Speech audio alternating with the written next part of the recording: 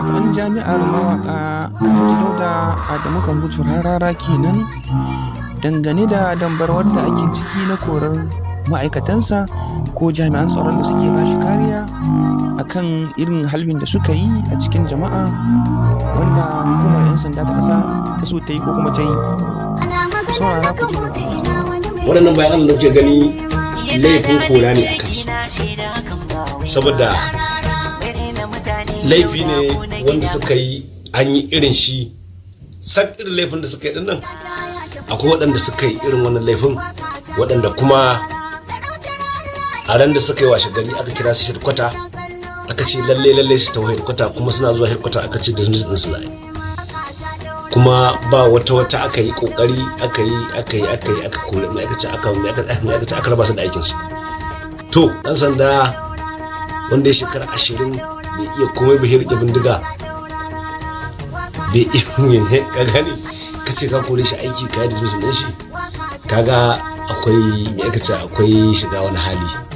Yanayin da ake ciki shine na suna da iyalai, wani 9 wani 4 wani 3. to waɗannan mutanen da suke da iyalai to in suka rasa yadda za su ci abinci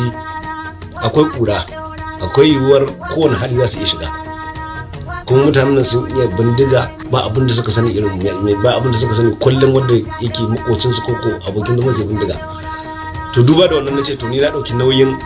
alhakin da ake biyan su, albashin da ake biyan su, wanda ƙasa ke biyan su, ni zan ci gaba da biyan su insha Allah ba mutu zan biya su wannan albashin da na tambaye su nawa ne a wata suka ce kaza, to naga an yi wannan, sai kuma naga waɗannan su ma tsautsayi ko dai da gangan suka yi ko ganganci ne ko kuma tsautsayin ne shi ma ya kawo suka yi wannan. To na tabbatar da idan an kira waɗannan su ma kura ce, shi ne muka zo muka roki alfarma na al'umma musulmi su taya mu da addu'a kada a kori waɗannan mutane, dan akwai waɗanda suke mun rakiya sun yi irin wannan an kore su. Duk da su waɗanda suka mun rakiyar nan ni a dokar dai a yanda aka gaya mun ni ba laifi suka yi. Mun je muna rabon mun je gurin aiki suna kan duty suka ga mutane sun ta waɗanda ba su gamsu da su ba, waɗanda ba irin mutanen da muke mu'amala da su a gurin bane, kuma suna hayya suka harba bindiga sama, wanda lokacin ana azumi ba mai aikata ba lalle bane mai aikata ba za a iya sa, kuma mai aikata akwai mata a gurin ba za a iya sa ci a gaba. Alhamdulillah muka samu muka fito daga inda muke. To bayan na aka kira su aka ce wannan laifi da suka yi na kora ne, sai aka kore su. Duk da dai sun yi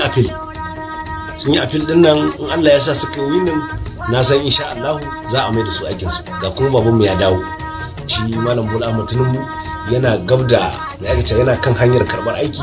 Insha Allah na san za a duba wannan hukunci a ga in yayi daidai to alhamdulillah shikenan, in kuma bai daidai ba daman to akwai wani abu kenan, dukan buri da rani ne wannan. To zai ni gode da nake ubangiji da naga su waɗannan ba a kore su ba, dan su ma'aikata na da aka kora na ɗauki nauyin zan ci gaba da biyan sa albashi iya yadda ake biyan su, kuma alhamdulillah yau ne 30 ga wata na tura mu kowa albashin shi. Ina fatan muna ƙara godiya ga al'ummar suka mana wannan addu'a da suka mai aikata da ba a kori waɗannan ba, dan inda mai aikata da mun sake ba mu fito mu roki alfarma ba da addu'o'i, waɗannan ma kore su za a yi, tunda waɗancan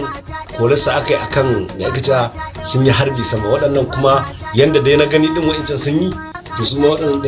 inda laifin ne wancan, to wannan ma haka yake. To amma dai mun ji daɗi da aka yi ya ga cewa da aka daga mu waɗannan kafa, ko kuma aka su ba ma a kira su an ce ba su kyauta ba a ce abin da suka yi ba daidai bane, bare ma a haɗa kwamiti da za a ce waɗannan aje a duba ya cancanta a rage musu igiya ne ko a rage musu albashi ko kuma a kore su.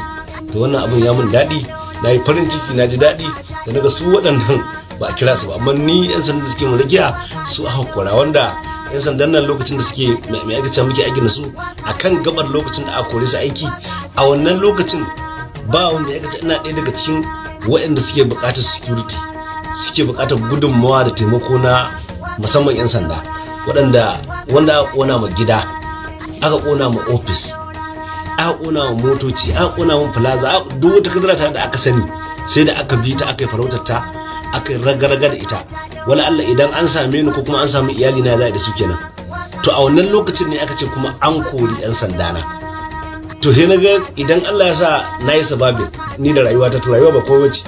ya kamata waɗannan 'yan sandan in kyautata musu dan su sun yi dan su kare lafiya ta ne. Na gode